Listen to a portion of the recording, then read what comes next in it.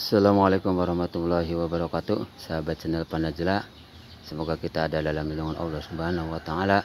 Semoga kita semua diberikan kesehatan, sehat lahiriah dan batiniah. Semoga kita diberikan keberkahan rezeki, keberkahannya umur kita. Alhamdulillahirrahmanirrahim. Untuk kontak saat ini saya akan berbagi pengalaman bagaimana perawatan jahe merah di polybag yang ketika menginjak masa generatif 5 bulan atau masa pembesaran rimpang. Di sini untuk pola POC-nya insya Allah saya akan rubah. Yang tadinya ketika masa vegetatif atau masa pertumbuhan, POC NPK-nya saya aplikasikan dari unsur nitrogen 60%, unsur fosfat 30% dan unsur kaliumnya 20%. Saya sekarang akan balikan karena generatif atau masa pembesaran rimpang membutuhkan unsur kalium yang lebih tinggi, yang dimana saya akan aplikasikan untuk kalium 60% dan untuk fosfatnya masih tetap 30%, dan untuk nitrogen saya aplikasikan hanya 20%. Dan untuk perawatan pestisidanya alhamdulillah saya masih istiqomah pestisida nabati yang terbuat dari bawang putih, terus daun sirsak, daun pepaya, panglai, sama kencur, sama lengkuas atau apa aja lah yang sifatnya pahit,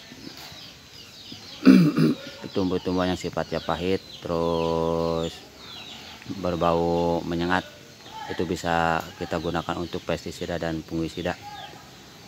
Dan alhamdulillah untuk kemarin ya saya gunakan atau saya pakai pruning.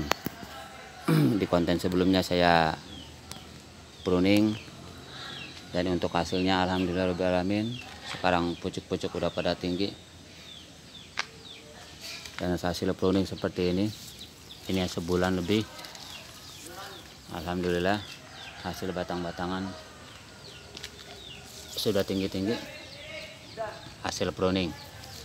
Dan untuk masa generatif, ketika menginjak masa generatif, tidak aneh kalau ada menemukan daun-daun tua seperti ini, kuning seperti ini satu batang. Ini adalah menandakan bahwa batang ini sudah tua dan ini pasti daunnya kuning dan akan kering.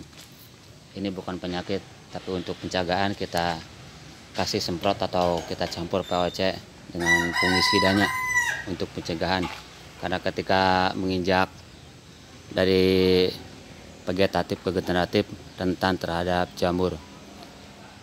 Dan kemarin saya alhamdulillah mengalami beberapa polybag yang tadinya awalnya dari 1 polybag, sekarang menginjak ke 5 polybag mengalami jamur. Di sini ada beberapa polybag yang saya sengaja isolasi untuk mencegah penularannya. Ini masa generatif memang rentan terhadap penyakit. Kita harus sering-sering memberikan fungisida ataupun pestisidanya untuk pencegahan jamur. Dan alhamdulillah aja jahenya masih sehat-sehat. Semoga bisa sampai finish. Untuk pemupukan atau POP-nya ketika jahe generatif kita perbanyak unsur-unsur kalium. Untuk POP-nya kita bisa aplikasikan dari serabut kelapa atau pupuk kohe ayam dan serbuk gergaji yang benar-benar mengandung unsur kalium tinggi. Daun kering, daun kekeringan yang sudah kering dari daun bambu itu bagus sekali untuk kalium. Untuk masa generatif 5 bulan polybag masih 60%, belum saya isi full. Nanti saya akan berikan pupuk POP atau penambahan ketika terlihat jahe-jahe yang menyembul untuk menutupi semua rimpang-rimpang jahenya.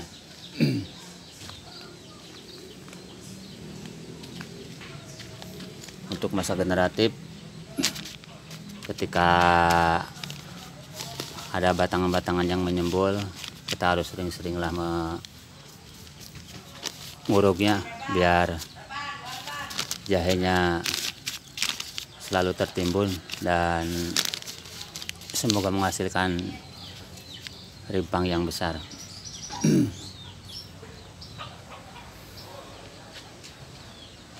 Alhamdulillah, jahe masih sehat-sehat, hasil pruning bagus. Barangkali kalau viewer Panajla atau sahabat-sahabat Panajla mau memakai pruning ketika jahe 4 bulan, insya Allah itu hasilnya bagus, asal sesuai anjuran.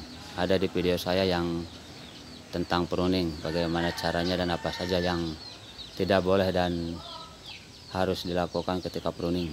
Ada beberapa metodenya, ada di video sebelumnya di kontennya. Dan ini untuk hasilnya sekalian saya aplikasikan dengan perawatan jahe merahnya. Hasilnya alhamdulillah bagus. Pruning membuat anakan-anakan yang cepat, terus membesarkan rimpang karena masa generatif. Insya Allah nutrisi-nutrisi yang diserap ke pucuk itu akan lari ke pertumbuhan rimpang.